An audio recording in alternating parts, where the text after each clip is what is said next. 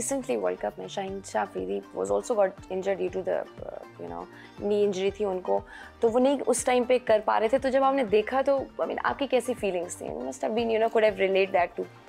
अगर मैं उसकी जगह होता, वो 12 मिनट, वो 12 बॉलें, वो 12 बॉलों से मैं दुनिया का, पाकिस्तान का सबसे बड़ा सेलिब्रिटी बन जाता, मैं नेशनल हीरो बन जाता। मैं एक बॉल करता, आके गिरता, मेरा घुटना टूटता, मेरा मुंह लगता, मेरे मुंह से खून आ रहा होता, मैं फिर खड़ा होता, फिर इंजेक्शन लगाता इसको अंदर, सुन्न करता गोडे को, फिर आता, फिर गिरता, फिर उठता, फिर आता, फिर गिरता। लोग कहते तुम खत्म हो जाओगे, घुटना टूट जाएगा, मर जाओगे। मैं कहा मर जाना बेहतर है इस वक्त, वर्ल्ड कप हाथ से ना जाए। That willpower, that strength. ये था वो मोमेंट जहां पे आप सुपरस्टार बन सकते थे। ये था वो मोमेंट, अगर मैं होता तो मैं पाकिस्तान के लिए मर जाता। Right. मैं तोड़ देता घुटना, घुटना जुड़ जाएगा बाद में। ये लम्हा, ये वापस नहीं आना था। स्पॉट फिक्सिंग कैसे होती है और हमारे प्लेयर्स ही क्यों पकड़े जाते हैं? ये उस बंदे से पूछ रहे हो जिसको But you पता ही कख नहीं। But you have seen it, ना? नहीं, I don't know ना, मुझे पता ही नहीं स्पॉट फिक्सिंग। मुझे ये भी नहीं पता फैंसी फिक्सिंग क्या होती है। ऑस्ट्रेलिया के बैट्समैन को आप बहुत टफ टाइम देते थे, तो what do you enjoy most उस टाइम में, ऑस्ट्रेलिया के साथ खेलना या इंडिया के साथ? जो मेरे इरा के बैट्समैन थे वो दुनिया के सबसे बड़े बैट्समैन खेले। सचिन तेंदुलकर हो गए, राहुल हो गए, रिकी पॉन्टिंग हो गए, ट्रेस्कॉथिक हो गए, आप चलते जाएं, लाइन इतनी बड़ी है। जो आज के दौर में होते हैं ना ये लोग आज के दौर में होते ना, इन्होंने भुरता निकाल देना था मार मार के इस बॉलिंग लाइनअप को। इन 3 दायरों के अंदर उन्होंने भुरता निकाल देना था। ये तो लकी है रिकी पॉन्टिंग जैसा एक पागल शख्स नहीं है इस क्रिकेट में, जो फास्टेस्ट बॉलर को भी कुछ नहीं समझता था। वो आगे सामने फ्रंट फुट पे पुले मारता था। तेंदुलकर के करियर में आप शोएब अख्तर एक ड्रोने ख्वाब की तरह थे, तो ग्राउंड से बाहर यू हैड अ फ्रेंडशिप, और कैसा रिलेशन था? देखिए वो ग्रेट प्लेयर थे। I am not even close to Sachin Tendulkar और वसीम अकरम और एनीबडी एल्स। मैं कोई ग्रेटेस्ट प्लेयर नहीं था, बिकॉज मैं ग्रेट प्लेयर इसलिए नहीं बन सकता था कि मेरी फिटनेस नहीं थी। मेरे घुटनों में दर्द, मैं कर नहीं सकता था बॉलिंग। जितना मैं कर सकता था मैंने किया। ग्रेटेस्ट प्लेयर बनने के लिए आपको फिटनेस चाहिए होती है, आपको टैलेंट चाहिए होता है। शौक था मुझे, टैलेंट था, बट आपने जितना किया कमाल किया ना। बस चलो जितना किया पाकिस्तान के लिए किया, लेकिन वो मेरा नाम जोड़ दिया गया। हालांकि उनका नाम जोड़ा जाना चाहिए था वसीम के साथ, वो लकीली मेरे साथ जुड़ गया उनका नाम। उनको पहली बॉल में मैंने आउट कर दिया, but he is the greatest player, greatest ever.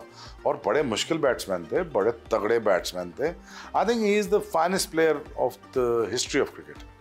काफी सारे Brian Lara, Ricky Ponting, Sachin, Virat nowadays, I think Babar is coming along, अगर अपने स्ट्राइक रेट को बेहतर कर ले तो। मैं काफ़ी सारे अवार्ड्स भी देख रही हूँ, इस पिक्चर गैलरी भी काफ़ी नॉस्टैल्जिया, इवन मुझे देखते हुए नॉस्टैल्जिया फील होता है। तो whenever you come here, do you feel that when you see those pictures from the ground playing those, I mean reminding those time? 2 चीज़ें याद आती हैं देख के इनको, pleasure and pain. Both at a time. Pain then the pleasure, कि ठीक है यार मुल्क के लिए भागा हूँ, टूटा। मेरी अभी नी रिप्लेसमेंट हुई है। कौन कराता 40 साल की उम्र में नी रिप्लेसमेंट?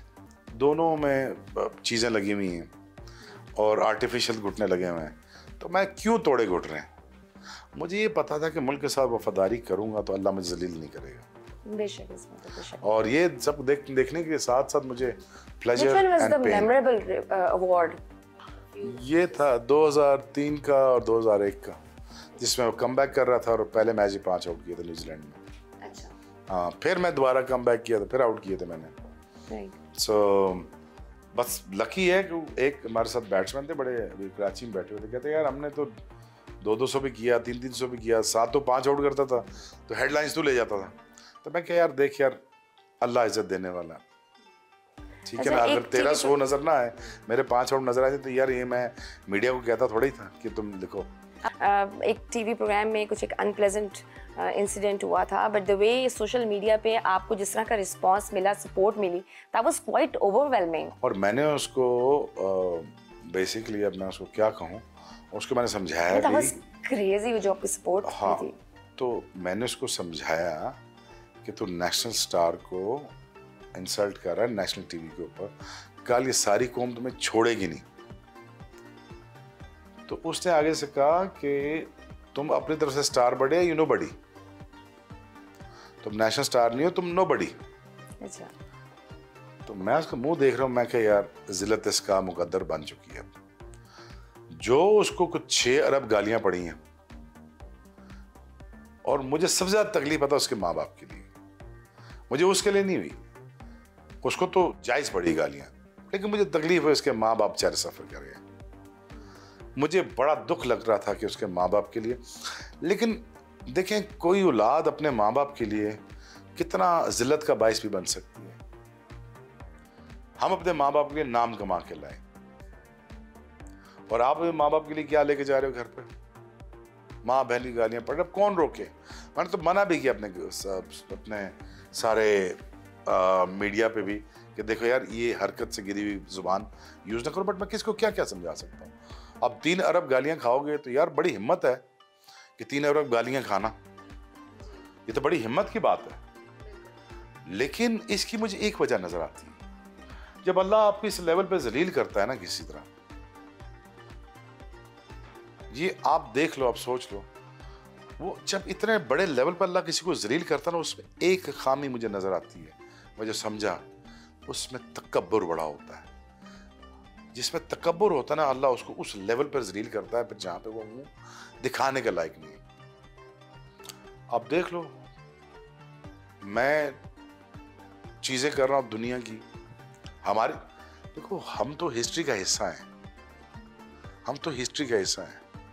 मैं 180 सालों में वाहिद फास्ट स्कॉलर आया हूँ, हिस्ट्री का हिस्सा हूँ, अल्लाह ने इज्जत दी पाकिस्तान के थ्रू। हमारे साथ आप compete करना चाहते हो अपनी जेलसीज की वजह से, अपने इनसिक्योरिटी की वजह से, यार आपकी मर्जी है। तो इसका मतलब है कि आप अल्लाह की तकसीम से राजी नहीं है, आप राजी नहीं अल्लाह से कि इसको क्यों दे दिया, मुझे क्यों नहीं दिया। अगर आप अल्लाह से इख्तलाफ रखते हैं तो यार फिर मैं आपके ईमान की क्या बात करूं। तो ये प्रॉब्लम था उसका कि उसको इख्तलाफ ये था इसको क्यों मिल गया, और मैंने इसको जलील करना है। मैंने कहा यार देखो, ये तुम्हें बड़ा बहुत डैमेज करेगा for the rest of your life. People didn't take it. Whenever you meet a person, तो आप जब किसी से मिलते हैं तो सबसे पहले क्या ऑब्जर्व करते हैं? होता है ना, you note something. तो मैं सारे उसकी हरकतें नोट करता हूँ, उसकी हैंड मूवमेंट नोट करता हूँ, आंखें नोट करता हूँ, फिर उसकी ह्यूमिलिटी देखता हूँ। ह्यूमिलिटी होनी चाहिए इंसान के अंदर, आजिज़ी होनी चाहिए, आप तमीज़ से पेश आएँ। वर्क के जब काम का मामला होता है मैं उसमें बिल्कुल कॉम्प्रोमाइज़ नहीं करता। Indian media maybe you're very, I mean, because of your blunt, your outspoken analysis, you're very, over there even people loves you. जो मैंने बातें की गलत है, आप सच दिल पे हाथ रखें, ये बातें जो मैं कह रहा हूँ गलत है। मुझे ये बताएं कि हमने कहाँ अपने फीमेल्स को कहाँ कैटर करने दिया, ना उनको स्पेस देते हैं, ना उनको जॉब देते हैं, ना उनको इख्तियार देते हैं, ना हम किसी पढ़े लिखे बंदे को आने देते हैं। पढ़ा लिखा बंदा कैसे आएगा जब पिंडा ही बैठा होगा ऊपर?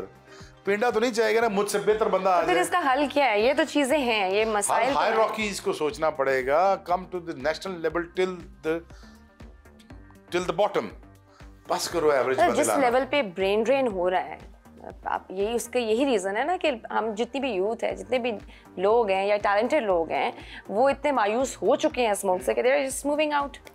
हाँ वही देखो ना, पूरे पाकिस्तान में डिबेट क्या हो रही है, यार पासपोर्ट ले लें या हम दुबई में घर ले लें। जहाँ जिस महफिल में बैठ रहा हूँ मैं पिछले कोई 4-5 महीने से ये डिबेट हो रही है।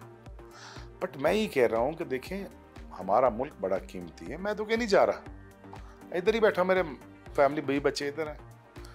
तो वैसे भाई जब मुझे बड़ी शर्म आई, मैं अमेरिकन वीज़े के लिए गया तो उन्होंने तो खैर मुझे 10 मिनट में दे दिया वीज़ा, लेकिन मुझे थोड़ी देर ना मुझे 5 मिनट लाइन में खड़ा रहना पड़ा, तो मुझे बड़ी शर्म आई। तो वीज़ा ट्रैवल की मुझे लगा कि यार पासपोर्ट होना चाहिए कि मुझे लाइन में दोबारा लगना पड़े, मुझे शर्म आई थोड़ी सी। हालांकि बेचारों उन्होंने मुझे बड़ा प्रोटोकॉल दे के इंटरव्यू करवा के 2 मिनट में मुझे पासपोर्ट दे दिया। तो कहते सर हमारा प्रोसीजर है ये वो। तो साथ उन्होंने मुझसे ऐड भी करवा लिया, कहते हम तो ये वीज़ा देते तो हमारा ऐड कर, तो फ्री में उन्होंने ऐड भी करा लिया मुझसे।